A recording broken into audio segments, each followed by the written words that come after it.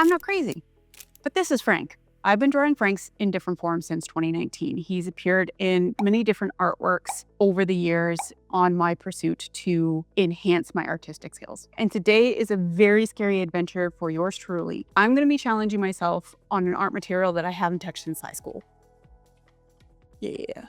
Recently, you may have seen him pop up in my YouTube posts as a little bit of a teaser. But today is the day it's time to properly introduce you to Frank. I'm going to tell you what he means to me, I'm going to tell you where he comes from, and we're going to go over some of the materials that we use and my own personal experience with them. Disclaimer right off the bat, I am not an expert in this art material. This is my own personal experience with materials, so take it with a grain of salt. It is completely amateur hour at this point. This is the most epic version of Frank that I've drawn to date. I was extremely terrified that I was going to mess him up. So before I even put ink to paper, I made sure that I put them through my scanner so that way at least I could keep the pencil line drawing as a reference point if I did need to draw him again. I hope not, because I am in love with this piece.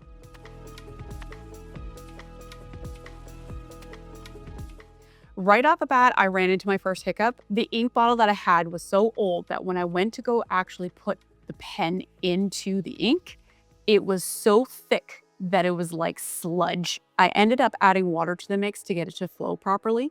But the first attempt that I made on the ink made the ink run and bleed. Eventually, with playing with the sludgy ink and a little bit of water, I was able to get the right consistency that I needed to ensure that there wasn't going to be any bleed marks on the paper while I lined him. The second issue that I ran into is the only dip pen that I've ever used was one from high school that magically found its way into my pencil case. Sadly, that pen broke, so I ended up getting a new pen with new nibs. Because of this, I ran into a problem where the ink wasn't playing nice with the nib tips. This led me to do a little bit of research. Turns out the manufacturers add a protective coat to the nib before they ship it to prevent it from rusting. This is what actually caused the ink to separate and disperse weirdly on the paper, as well as on the nib. Through the research, I was able to find a couple of options that would help me remove the coating from the nib, so that way I was able to proceed. A couple of options are warm water and dish soap, simple, rubbing alcohol, quick fix, a flame from a lighter, don't burn yourself, and a soft cloth, which is the old school method. I ended up going with the rubbing alcohol because at this point in time, I'd been playing with it often enough. And I was so energized to get into the project that I was trying to rush the steps that I needed to make sure that there was no problems. So take word when I say this. If you are going to use the rubbing alcohol as a method to remove the oil from the nib, only dip it in for a short while and make sure that you rinse it thoroughly after. I also strongly recommend diluting the rubbing alcohol to prevent any kind of damage to the nib. I didn't find this out till later, which I actually ended up causing a little bit of damage to my nib. It's fine, they still work like they're supposed to, they're just a little bit janky. Once I was done fiddling with them out of sheer fear and paranoia to completely destroy Frank, I knew right off the bat that I had to do a couple of test strips to make sure that I understood the movement of the pen to the paper. So I did do a couple of test swatches before I even began. I ended up sticking to using the glass dip pen I bought when it was really popular back in 2022, which also explains why my ink was so thick. Not even kidding you, it was thicker than castor oil. And then the primary nib that I ended up using was a Hunt 512 nib. This one I felt the most comfortable with when it came to control and it not completely tearing the paper. Truth be told, I don't even know why I bought the dip pen. I literally did like one piece with it, but it was shiny and pretty and I had to. And look at that, and now I have India ink, so it worked out. Here are my findings. I chose a narrower nib because I wanted to get really thin lines on some of the areas within Frank. Because of this, the pen that I picked did have a very pointy end. I found that pulling the pen was a lot more smoother than pushing it. If I was pushing the pen, I found that it would catch on the Bristol board compared to if when I pulled the pen, it would glide. Also, when I was pulling it towards me, it would allow me to put pressure, which actually changed the line weight. And I was able to make bolder and stronger lines. Another cool thing that I found that when I ended up tilting the pen to the side, it created a much finer tip. And that's something that I used for more of the finer details later on. I actually recommend, if you are heavy-handed when it comes to even like, the basics, the graphite, I would recommend picking up the dip pen because it legitimately forces you to have pressure control, because otherwise you're just going to tear at the paper. And because you're going to tear at the paper, you have no choice but to adapt. You will need to clean the nib throughout your sketch, so have a shot glass and a cloth handy so that way you can clean the nib as you're working. I am slow when it comes to art, so the ink was drying on the nib, so occasionally I would have to clean it off to make sure that the nib stayed fresh. We're going to get back to the art supplies in a wee bit, but we're going to take a little bit of a detour. When I was working in the corporate world, we had this interesting team building exercise where we ended up taking a personality test. The test was based off of the works from the psychologist like Carl Jung, and it's based off of the Myers-Briggs type indicators, or MBTI. You may have seen a little bit about it before. My last question. What body of water do you most identify with? A, lake. B, river. C, ocean. No, that can't be serious. Of course I choose ocean. I hate the ocean. Okay, the computer is tabulating. Oh, you got category I9C3G6. I9C3G6. Is that as good as it sounds? You have a robust sense of self and are well suited to leadership positions. Characteristics: strength, determination, tenacity. The test we took was at 16personalities.com. I'm actually going to add the link below. It is freakishly accurate. I ended up falling under an INFP. If you're curious about your personality, you should take this test. It is like things that I didn't really realize until I was reading the reports that it was in. I was just like, oh, well, that makes sense. Now, like I said before, I fall under the category of INFP. And I bring this up because before I tell you about Frank, I want to reiterate, no, I am not crazy. This is what it says about INFPs. INFPs are known for their creativity and their imagination, but we also have the tendency of getting lost in daydreams. It is not uncommon for us to pick up all sorts of hobbies, from poetry, writing music, photography, and well, as you can tell, the list kind of goes on and follows a certain genre. INFPs also tend to enjoy imagining alternate worlds and playing out scenarios in their head. I have been saying from the beginning, I have a very overactive imagination. Because of this, I love to sleep. Correction, I love to dream. Over time and with practice, I actually have been able to teach myself how to lucid dream. It can be a little bit of a pain because it can be really handy because if I'm enjoying a dream and the clock goes off before I'm ready to wake up, or I'm just not satisfied with the ending of the dream, I can actually go back and revisit or start where I left off. Truth, I genuinely thought everybody could do this, but apparently not. If you, dear watcher of YouTube, happen to be one of the fortunate few who are able to bend the rules of their dream, I would absolutely love to hear about your adventures. Which brings me to my next point. Have you ever had a dream that was so detailed and you loved it so much that it stuck with you? I've had one of these. I've had multiple of these.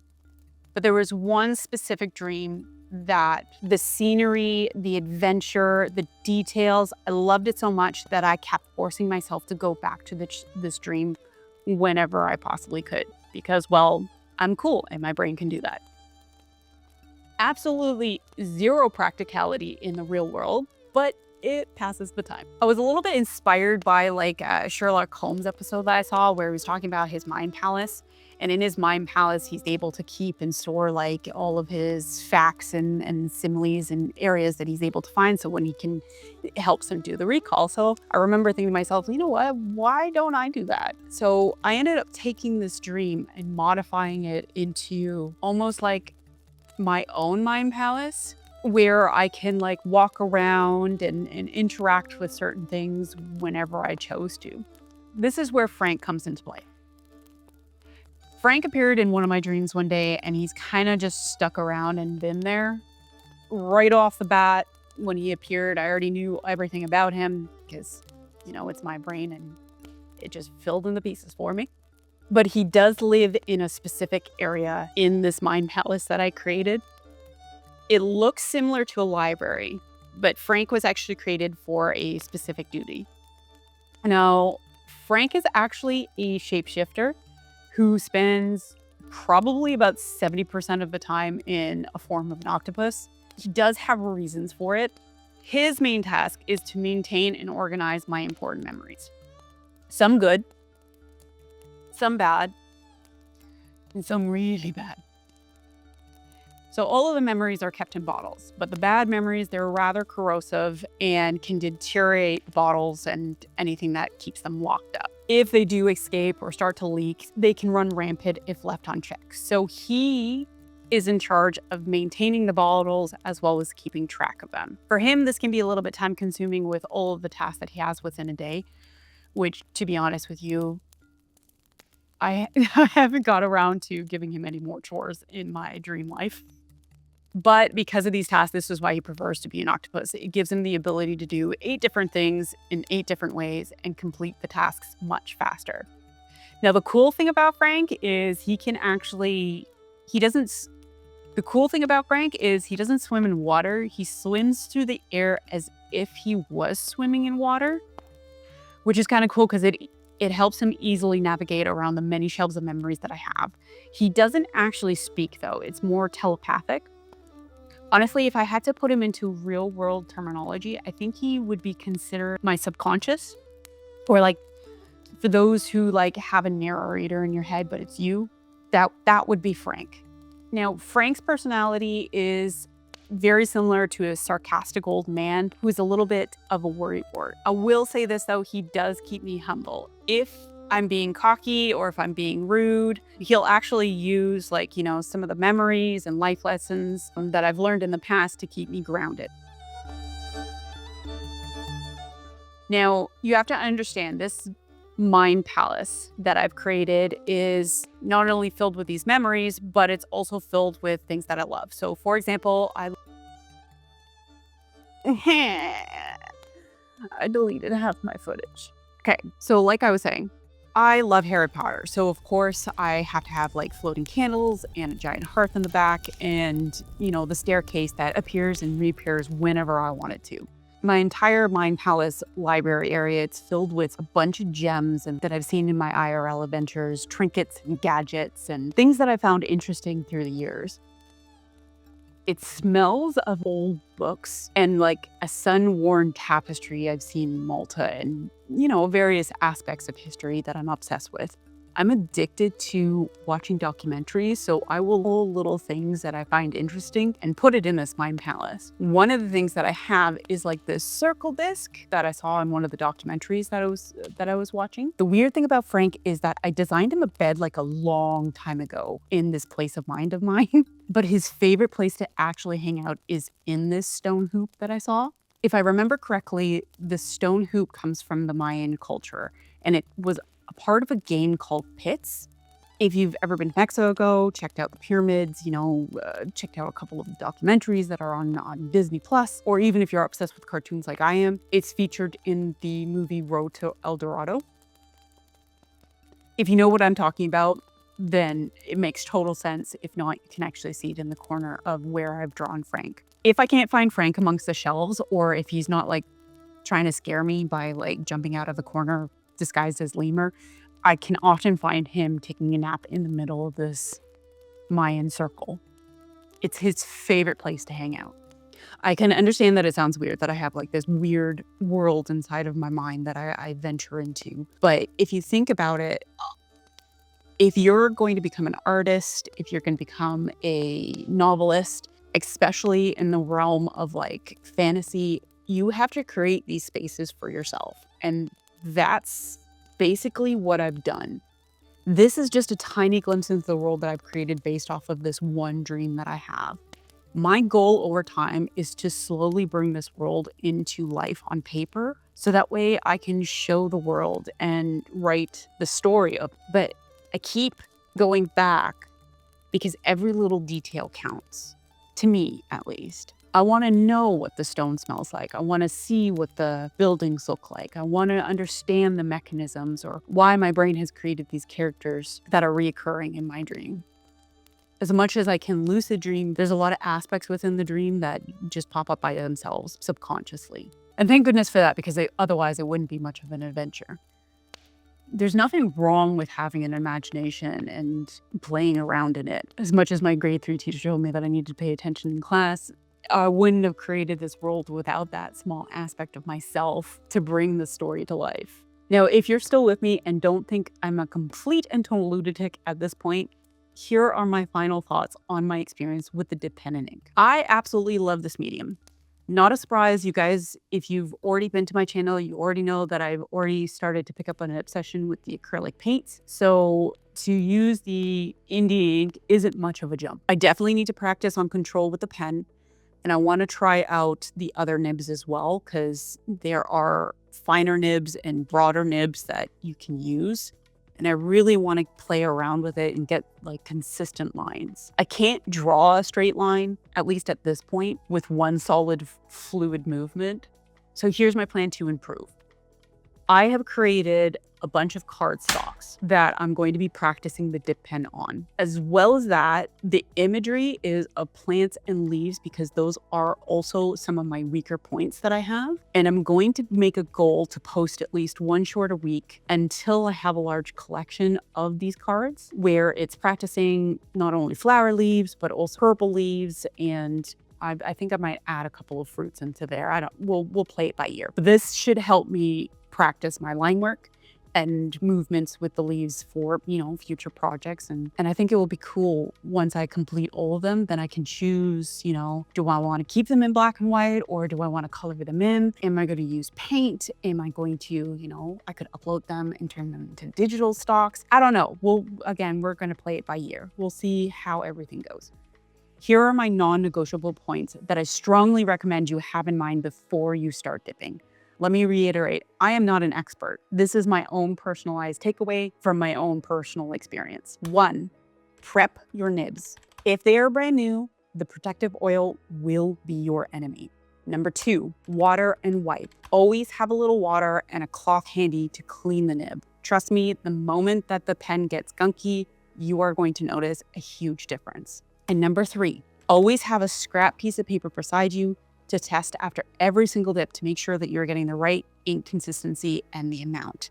It's going to save you a lot of headaches in the future, mostly. By the very end, I decided to use a ruler and inline the border of Frank, which actually ended up having a little bit of a ink bleed. I just kind of went with the flow with it and decided to, add that aspect into the piece around the border and a little bit into the piece as well. So that way my accident didn't look so much like an accident. And it kind of works because, since it is an ink drawing, having that ink spill or splatter mark kind of adds extra personality to it. So it was a win-win. Happy accident.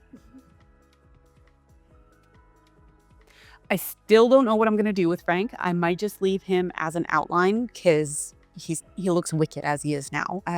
I don't know. I feel like I could do more with him. Do you guys think I should add some color to it? I don't know. Leave a comment below. But this is all for today. I want to thank you for coming in. And if you haven't already, hit the subscribe button to follow for our adventure on trying new products, exploring our imagination, and improving our skills. Other than that, leave a comment. Let me know what I should do with Frank. If I should just leave him as is, as an ink outline, or if I should add some color. What kind of medium do you think I should use? And honestly, I'm intrigued.